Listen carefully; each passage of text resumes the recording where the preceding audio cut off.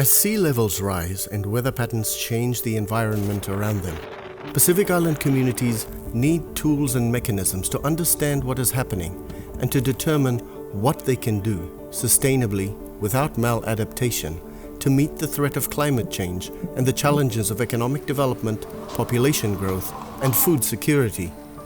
The International Climate Initiative-funded Pacific Ecosystem-Based Adaptation to Climate Change Project, PEBAC, is an attempt to address this in 3 Pacific Island countries, Fiji, Vanuatu, and the Solomon Islands. The PEBAC project trialed a new approach referred to as Ecosystem and Socioeconomic Resilience, Analysis and Mapping, or SRAM. SRAM studies were conducted at national, provincial, island and local levels in all 3 participating countries, and were the first time such an extensive assessment had been undertaken to guide ecosystem-based adaptation implementation in the Pacific region. Ecosystem-based adaptation is a holistic approach to adaptation planning that seeks to harness the potential of healthy ecosystems and biodiversity to strengthen social and economic resilience. The SRAM studies provided the scientific basis for discussions with communities in determining ecosystem-based adaptation options for the chosen sites, so that communities could contextualize and apply their traditional knowledge to make systemic change and build resilience. PEBAC has 4 main areas of focus. 1. Ecosystem-based management using a catchment-based ridge-to-reef approach. 2. Establishment of community-based protected areas. 3. Groundwater resource management. And 4. Urban greening. In the Motherwata province of Fiji, on its 2nd largest island, Vanuatu, a ridge-to-reef approach was taken. 2 projects were implemented in parallel through a partnership with WWF Pacific. One project was a province-wide approach to review and update the Motherwata resource management strategy. The second was to develop a catchment management plan for the Ndraketi River, which drains directly into Fiji's 2nd Ramsar site, Ngolingoli Dhokovata, 134,000 hectares of traditionally owned fishing grounds fringed by the Kaulevu Reef, the 3rd longest continuous barrier reef system in the world. The reef system sustains an exceptional wealth of marine biodiversity and endemic species and supports the food security and livelihoods of local communities. Communities and farmers needed to understand how the health of waterways flowing through intensively farmed areas into the sea impacts the health of the Ramsar site, and more importantly, be given the tools and knowledge to mitigate threats and to find a balance between a healthy ecosystem and development and livelihood. We introduce the communities to the physical features of the waterways that are using, and we conduct river resource mapping exercises that they are able to identify the essential ecosystem services that they get from the river system, be able to identify the threats.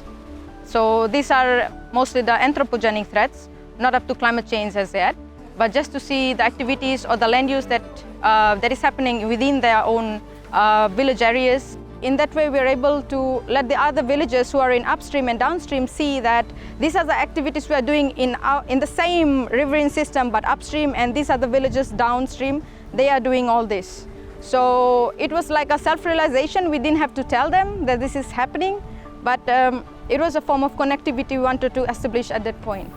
The success and sustainability of the catchment plan depends on ongoing monitoring of the river system. To meet this challenge, the PEBAC project used a unique tool called the Traffic Light Bioindicator Guide. Traffic Light Bioindicator Guide is a big word, but it's a very simple tool, a one-pager back-to-back laminated A4 page. And in that, we have placed organisms in the 3 color zones. Seeing the threat and the amount of things happening or the types of land uses, and if it's multiple and it's impacting your river system, then you have your organisms that are speaking for the health of the water and the health of the catchment. Because when a system or a full-time flowing system drains a catchment, it integrates everything that happens in the catchment. And this integration is reflected by the freshwater macroinvertebrates. Look around on both sides, okay, your 2 banks. Do you have native trees here? No, this has all of human use trees. How we do? So for Ndraketi catchment, I think it was around 14 to 16 bioindicators. But I tried to map out the 14 easily visible one so that we don't need to use a microscope. We can use something as easy as a hand lens. So basically, organisms that were placed in the green zone color represented that the river is healthy or ecologically stable. Organisms placed in the amber zone means it's a moderately changing environment. So it can fall either to the green side if you do something good about it, and if you don't do anything good about it and you continue with the whatever anthropogenic impacts is happening around, then it could come to the red zone. And in the red zone, the organisms, when you observe the organisms in the system and you match them to the red zone, it just means that it's a degraded system, poor water quality, and you need a lot of effort to at least bring it back to 70% recovery. We made them realize that it is okay to have your livelihood support and income for, if it's part of a development, it's okay, but you have to ensure that these are the mitigation measures or enhancement measures we have to place in first, and we have to biomonitor on our own rather than depending on somebody outside to monitor for them. Then in that way that they are able to roll their livelihood as well as they are able to live in harmony with nature and they maintain that balance. As a scientist, if I foresee this as a future for Fiji, we can do catchment level planning and management, and this is community based. This capacity building program with WWF as part of the PEBAC program for Drakati catchment, the target is that over the years, say with the practice of by monitoring, mitigation of threats, enhancement measures placed on improving water quality from rivulets of Drakati catchment, the Drakati River is able to deliver good water quality into Golingoli Dokabata. Since the mid-90s, Taveuni, Fiji's third largest island, has been the center of taro exports for the country. But this agricultural boom has had an adverse effect on the island's ecosystems. Prior to this taro industry, the total number of farmers that were in Taveuni were about 900 farmers. During this taro period or taro growth period, the numbers increased to 3,600. And with the Engona boom, these numbers are further forecasted to increase. So the number of farmers are increasing, but the land area remains the same. With taro, what happened was that when you clear up a new piece of area, taro yields are very good for the first, second, third crop without putting in any inputs. And what farmers did, without replenishing any nutrients, they planted this area over and over for first crop, second crop, third crop. When the third crop came in, the yield started to decline. Once the yields declined, they moved and chopped a new forest area, moved their plantations from the coastal area to a further uphill. And this trend has made agricultural activities moving from the coastal area right into the interiors of Taveuni. The deforestation caused by the agricultural boom is now at the boundaries of the Taveuni Forest Reserve, home to some of Fiji's iconic species of flora and fauna, and is a real threat to the island's ecology, water sources and soil health.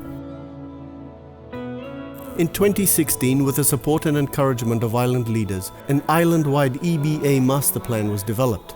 They mapped out where they lived, where their freshwater sources were, where their farming areas were, where their traditional land boundaries were, and they considered what 30 years of intensive agriculture had done to their home. Working closely with the Provincial Council, committees were formed to help drive conservation and improve natural resource management at the provincial, district and village levels.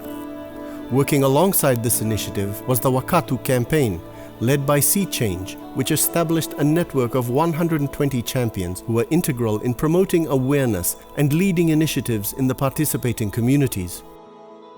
Interventions included the restoration of plant cover in watersheds, tree planting, the establishment of nurseries to supply seedlings, coral reef improvement, mangrove replanting, and the establishment of model agroforestry farms to encourage sustainable farming practices. As you can see, this taro leaves, see how healthy it is? Broad, nice thick leaves.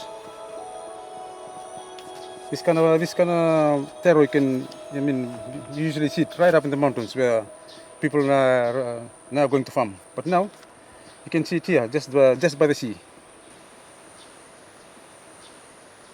So whatever you get up there, you do agroforestry by your house, same results. No need to walk right up there. You can have it a few meters away from your home. In the Solomon Islands, for the approximately 2,000 people that live on the low-lying island of Wagina, managing and preserving their groundwater resources was identified by the SRAM studies as an important step towards building their resilience to climate change. Community consultations and workshops led by women's groups have resulted in the development of a water management strategy and guidelines for the Wagina communities. Women, they mostly use water, they look after water, they look after the family. And so SPREP worked closely with the women for how to manage water sources. Water sources for drinking and domestic use on Wagina Island are restricted to a small number of rain catchment tanks, groundwater, freshwater springs and streams.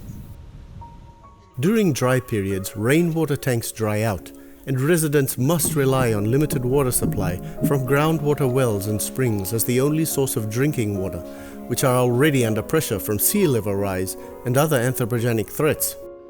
So identification and maintenance of clean wells and streams is critical to survival and health in the 4 main villages on the island.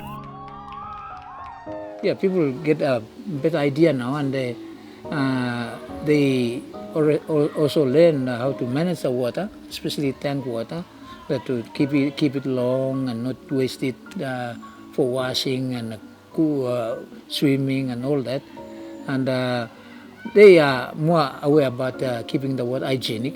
They take responsibility for what they're given and what they know that sustain them. The Wagina Council of Women and the Lauru Land Conference of Tribal Communities are leading the implementation of the plan across the low-lying island.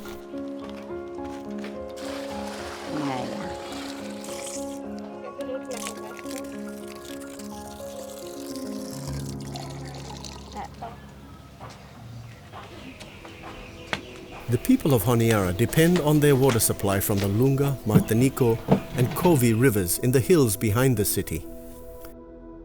The health of these upper water catchment areas and forest ecosystems rely on healthy soil and stability of the natural environment to provide clean water to support the livelihoods of the people in Honiara. Management of the upper catchments of these rivers was a key ecosystem-based adaptation option, which would improve the river quality further downstream and build resilience not only for the Barana community, who are the traditional landowners of the catchment areas, but also for Honiara city as a whole. Through committed consultations, the people of Barana agreed to establish the 5,000-hectare Barana Community Nature and Heritage Park under the Solomon Islands Protected Areas Act of 2010. The establishment of the BCNHP in 2017 empowered the Barana community to take responsibility for the conservation of their land while benefiting from more sustainable and long-term income-generating activities. So we will try for our dim now. Cut them down, not cut them out. Things that destroy the environment, things like water. Stop killing front or ura lo water with the medicine. Mogat activity lo side lo water hemi straight follow according to how imi sabe live and for surviving. Suppose imi doing that one, that's imi give another big teacher star for the community. The park has grown from strength to strength since its establishment. Commercial logging has been banned in the park surroundings.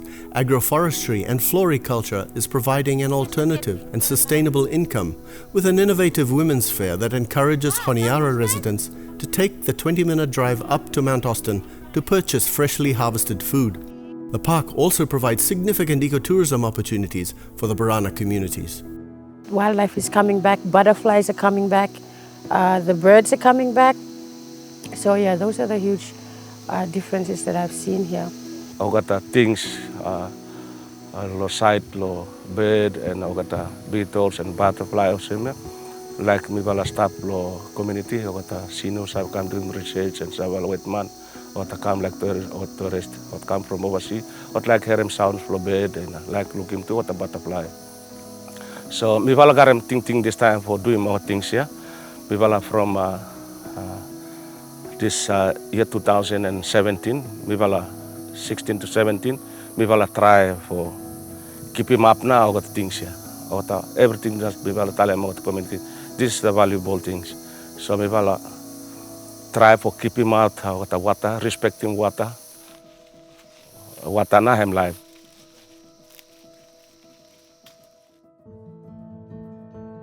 Recognizing that urban green spaces play an important role in providing shade, air and noise reduction in cities, the PEBAC project restored and revitalized the 19 hectares of the Honiara Botanical Garden.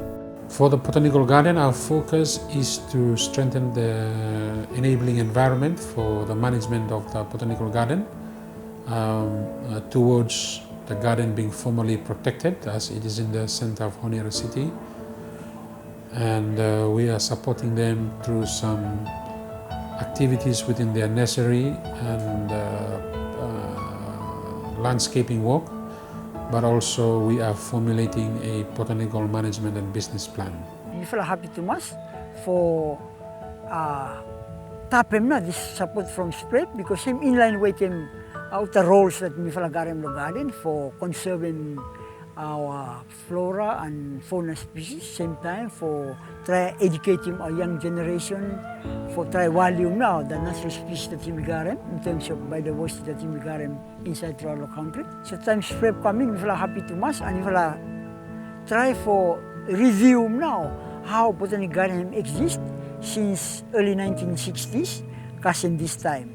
So it's a time that we feel using opportunity for review and then develop him now the management and business plan, so that we may redevelop him now and improve him further, so that botanic garden him capture him need generation this time. The PEBAC project also provided input into the broader waste management program through the launching of the National Waste and Pollution Control Strategy. In Vanuatu, the PEBAC project worked to restore and reforest the riparian zone of the Lower Tagabe River of Port Vila, and also along the greater Port Vila coastline. Work lo ecosystem-based adaptation lo site or sem lo place you may stop trying lo address some issue lo quantity mo quality lo water since Tagabe River before you may stop look 20 years ago emi water hemi much thicker hemi much thicker hemi big one hemi wider. Port Vila's entire population either depends on water pumped from the Tagabe River or lives on the banks of the river, largely in informal settlements. Now with the impacts of climate change, water has become so thin, so shallow, and then quality problem too. You know, kutumas from people who live close to the river, only pollutum, with them different kind of pollution. The riverbanks are eroding due to removal of trees and bushes and encroaching development. The river itself is heavily polluted from poor waste management, dumping of commercial rubbish, development and cattle farming in the upper catchment. Invasive aquatic plant species such as water hyacinth are taking hold and choking the river. That is why specifically now we start to talk in Italian say you may plant back trees, more vegetation whereby hemi grow along the Tagabe River, lo hemi continue, lo improve quality of the river. All people while live along the river, only continue to enjoy quality of the river where he start. Suppose you may know act now, then by river he become contaminated to a point where by latest time, by little say he may swimmable, lonely human being. That is why you may know what go to that stage, and you must act now to replan them all water, but make them so say quality of the river he still maintain, and you migrate them back. Put them back ecosystem where hemi blow river bank. At the same time too, hemi determine them one them life blow marine now hemi come out lo black sand loy. The PEBAC project focused on rehabilitating the Lower Tagabe River and its estuarine and coastal zones, where mangroves and other important coastal trees have been depleted. The PEBAC project on Efate partnered with the Department of Forestry and Department of Environment to raise and provide seedlings. In doing so, the project supported an extension to the central nursery in Port Vila and implemented policy to strengthen the protection of mangrove habitat at the urban, provincial and national level. In less than 10 months, 3,000 plants, including fruit trees and vetiver grass, have been planted along the Black Sands coastline and up along the river. The plants will help reduce erosion and eventually provide shade along the river, reducing sunlight on which invasive plants tend to thrive. Most rural areas only been planted, and I think challenge now come more awareness come lo yumi where you live or communities only live along the Tagabe River. Every time you take responsibility, you look at them all plants where you been planning finish. In an effort to improve food security and provide wood fuel, and to shift reliance on planting and harvesting on riverbanks and in natural forest and bushland, PEBAC partnered with the Department of Agriculture and Rural Development to support the establishment of backyard gardening. A thriving demonstration garden at the DARD Extension Unit office has helped to promote community enthusiasm for backyard gardening in urban Port Vila. On the world-famous island of Tanna, SRAM studies identified port resolution as having extreme levels of risk from poor water quality, shoreline instability, and tourism development to cater for visitors to the active Yosur volcano. The 6 communities of Port Resolution Bay live a traditional lifestyle, and they too also raise concern of erosion of the harbour's cliffs and depletion of fringing reef fish stocks and other marine resources, which are an important source of protein. Time meeting pot, ipinkat lo early time plemi, ipinkat plante resources plemi lo especially side lo marine. Ipinkat plante fish, ipinkat plante shell, or tingo solo tepe naya mi komperem, emi decline. Concerted consultations with the traditional and conservative communities resulted in an agreement to establish a community conservation area in Port Resolution, managed by the communities themselves to help their marine resources regenerate and to empower the communities to build a resilient and sustainable future. You want them kakai fish? Sampai you use fishing line namu with them spear. Got certain type of food when you place you have alarm lo area ya. All protected area, also protection area, To reduce the burden on terrestrial and marine resources, the PEBAC project also developed alternative livelihood activities around poultry, pigs, and a native tree nursery. When we spread the meeting, we can help them community them. We look and full of young people really interest block up on one block that look which is possible. Something really happened, so we really woke up. Well, young fella, full of young fella, come work and start full community pin go give him hand, lo side lo project ya, mo look when mo hemi pin come out, lo side lo house, mo fencing, mo really like and lo all interest block up one the future. The PEBAC project has demonstrated the value in promoting and implementing ecosystem-based adaptation to climate change approaches in the Pacific Islands region at local, subnational and national levels. The approach is more within the power of local people to take control of and to drive this approach. Of course, there's still maybe a need for some assistance from government through forestry, agriculture, lands and so forth. But the approach is not wholly dependent on outside intervention. Because it involves better conservation of ecosystems, better management, governance of ecosystems and so forth, it's not really an expensive approach when you compare it to other adaptation approaches which require hard infrastructure or village relocations or these kinds of adaptation approaches. So it becomes more manageable in terms of finances, more relevant for rural communities that are far from urban centres. The planning and on-ground action implemented by the project has been well supported by all stakeholders, and each of the 11 demonstration activities has made tangible and positive impacts on the climate change resilience and sustainable development of the project beneficiaries. PEBAC is about about building community resilience and ecosystem resilience. So you really cannot measure success in the short term. From a project perspective, we are very successful, but in terms of ecosystem resilience and community resilience, it's something that we might have to measure in the long term. I see the work as we are just catalysts. There is still much work to be done to support governments and communities in using the approach.